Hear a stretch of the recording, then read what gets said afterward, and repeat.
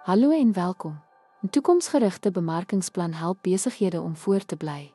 Deur tendense te antisipeer en strategieë met langtermyndoelwitte in lyn te bring, kan maatskappye voorberei vir toekomstige uitdagings en geleenthede. Die antisipering van markneigings en verbruikersgedrag behels die proaktiewe ontleding van markdinamika, wat organisasies in staat stel om hul bemarkingsstrategieë aan te pas om aan toekomstige eise te voldoen. Maatskappye kan byvoorbeeld hul produkaanbiedinge aanpas op grond van voorspelde verskywings in verbruikersvoorkeure teenoor volhoubare produkte.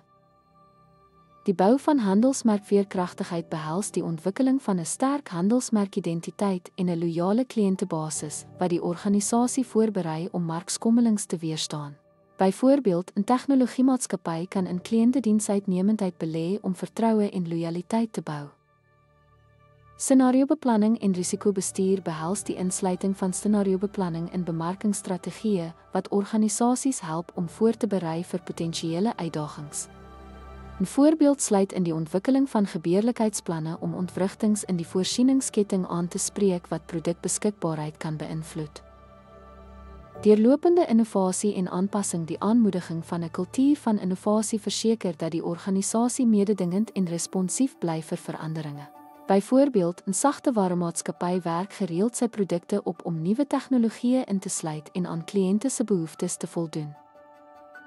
Die beleining van bemarking met langtermyndoelwitte behels die versekering dat bemarkingsstrategieë die organisasie se langtermyndoelwitte ondersteun wat bydra tot volgehoue sukses. Dink byvoorbeeld aan 'n hernubare energiemaatskappy wat sy bemarkingspogings belyn met sy missie om volhoubare energieoplossings te bevorder. Om af te sluit, toekomstige gereedheid begin met strategiese beplanning.